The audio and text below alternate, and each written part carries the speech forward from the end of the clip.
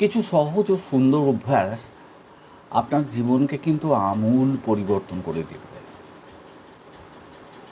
আমরা যে পৃথিবীতে বিভিন্ন সফল মানুষ দেখি, এই সফল মানুষরা কিছু গুরুত্বপূর্ণ অভ্যাস চর্চা করেন এবং এই চর্চার ফলেই তারা সাফল্যের একদম শিখরে আরোহণ করে। এখন সফল হতে গেলে আমাদের জানতে হবে সেই সব অভ্যাসগুলো কী কী, এবং শুধু জানলেই হবে না, সেগুলোকে আমাদের জীবনে প্রয়োগও করতে হবে। তো যাই হোক, আজকে আমার ভিডিওর এটাই হলো মূল প্রতিপাদ্য বিষয়। মলয় বন্দ্যোপাধ্যায় ইউটিউব বাংলা চ্যানেলে আপনাদের সবাইকে সুস্বাগতম।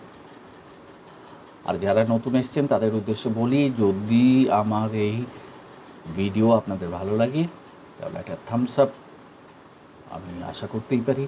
আর সাবস্ক্রাইব করবেন, শেয়ার করবেন, অবশ্যই আপনার মতামত জানাতে ভুলবেন না। আর যারা পুরনো আছে তারা আমাদের সঙ্গে থাকুন, দেখুন, উপভোগ করুন, এবং ভালো না লাগলে আপনি লাইকও করতে পারেন, ডিসলাইকও করতে পারেন, এটা আপনার অভিরুচি। তবে যেটাই হোক, কারণটা আমাকে একটু জানালে ভালো হয়, কেননা আমি আমার চলার পথে আপনাদের এই যে ভালো লাগা বা না লাগা, এই দুটোকেই পাথেয় করে চলতে চাই। তাহলে আমার যাত্রার পথ মসৃণ হবে। যাই হোক, সবাই ভালো থাকুন, আশা করি ভালো আছেন। এবং আজকে যে ব্যাপারে আমি আলোচনা করব, সেই ব্যাপারে আপনাদের সহযোগিতা কাম্য। মানে আপনারা আসুন, দেখুন, এটাই বলতে চাইছি। তো সুস্বাস্থ্য যদি না থাকে তাহলে আপনি কিছুতেই সফল হতে পারবেন না। আর যে ব্যক্তি যত স্বাস্থ্যকে ভালো রাখার চেষ্টা করেন, সেই ব্যক্তি তত স্বাস্থ্যবান বলে আমরা স্বীকার করে নিই, এবং সেই ব্যক্তি দ্রুত সফলতার দিকে এগিয়ে যান। সুস্থতাকে সাফল্যের মূল মন্ত্র বলে অনেকে স্বীকার করেন, আবার অনেকে করেন না। যে আমি অসুস্থ কিন্তু আমি ভালো চিন্তা করতে পারি, অতএব আমি সফল।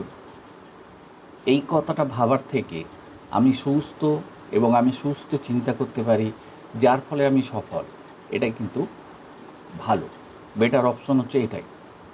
কারণ আপনার সুস্থ না থাকলে আপনি সফল হতে পারবেন না, সুস্থ চিন্তাও করতে পারবেন না। তাহলে সুস্থ জীবন কাকে বলে?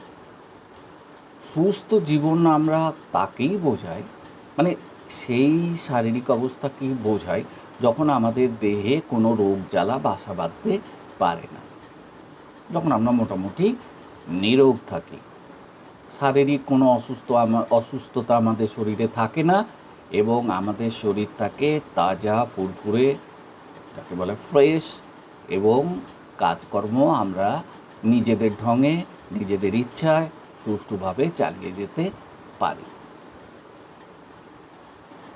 এখন আমরা যদি সুস্থ না হই, সুস্থ না থাকি, তাহলে কিভাবে আমরা ভালোভাবে আমাদের জীবন চর্চাকে সুন্দর করতে পারি? অসুস্থ জীবনে ভালো কিছু করা সম্ভব না, এটা ঠিকই। সাময়িক অসুস্থ হলেন ঠিক আছে, কিন্তু যদি আপনার অসুস্থতা গ্রাস করে নেয়, তাহলে কিন্তু আপনি কখনো সফল হতে পারবেন না। যারা সাফল্যের শীর্ষে উঠেছেন, সেই সমস্ত সফল ব্যক্তিদের আমরা যদি কিছু কিছু উদাহরণ দেখি, বা তাদের জীবন যদি আমরা মানে জীবনের দিকে যদি একটু দৃষ্টিপাত করি, তাহলে দেখব যে তাদের জীবনকে তারা যেভাবে চালিয়ে নিয়ে গেছেন, তাতে দেখা যায় তারা যথেষ্ট সুস্থ ছিলেন। সুস্থ না থাকলে তারা সাফল্যের একদম শিখরে উঠতে পারতেন না। তো সফল মানুষ যারা, তাদের বেশ কয়েকটি ভালো ভালো অভ্যাস আছে।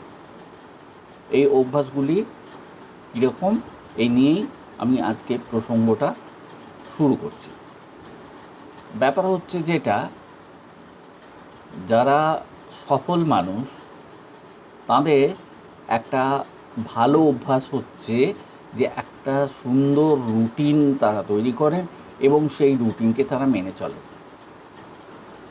আপনার সারা দিনের যে কর্মপরিকল্পনা, এইটাকে সফল করতে পারে যদি আপনি একটা সুন্দর রুটিন করে রাখেন, এবং সফল মানুষরা তাই করে।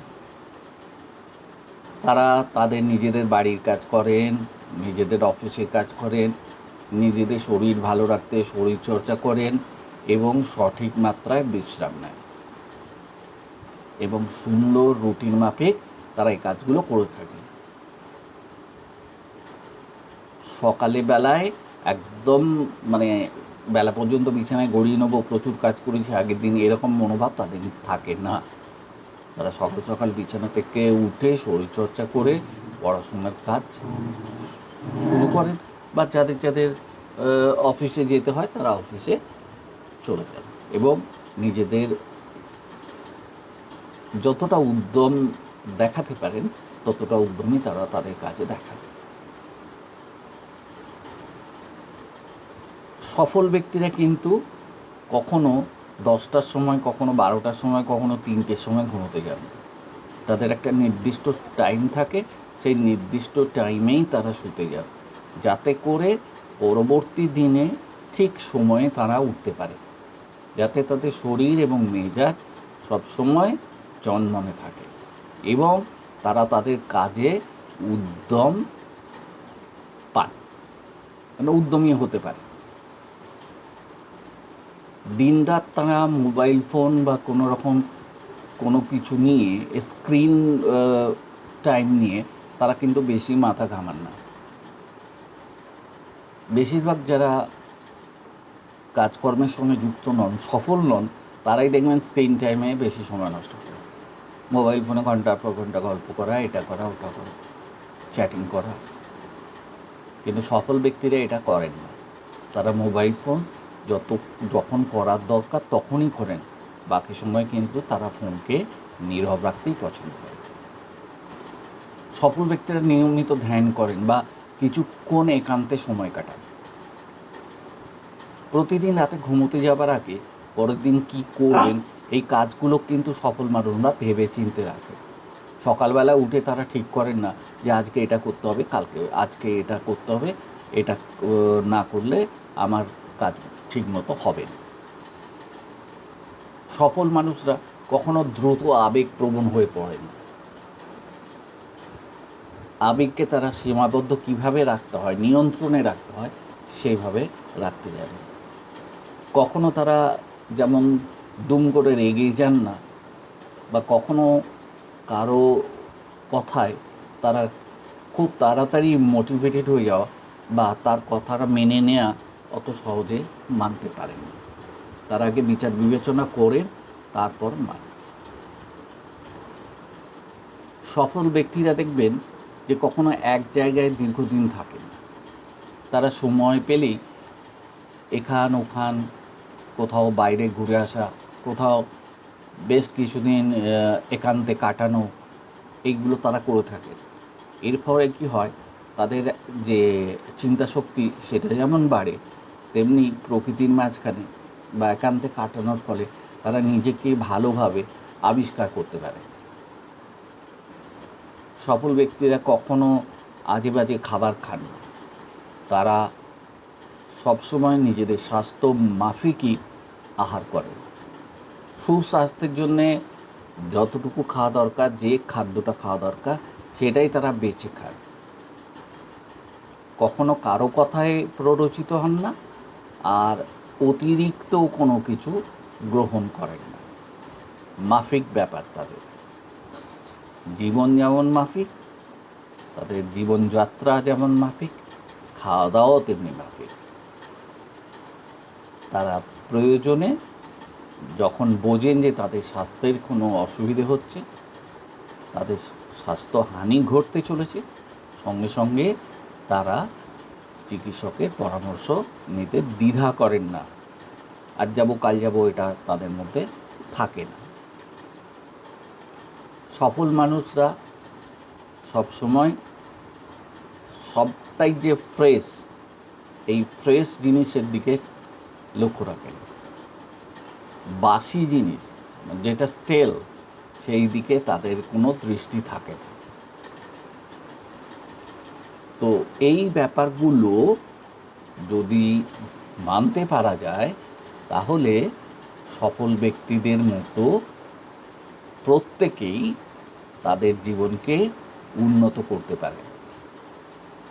সবথেকে বড় কথা যেটা, সেটা হচ্ছে ধৈর্যকে ধরা আর কাজে নিজেদের আগ্রহ দেখানো। যদি নিজেদের কাজে আগ্রহ দেখাতে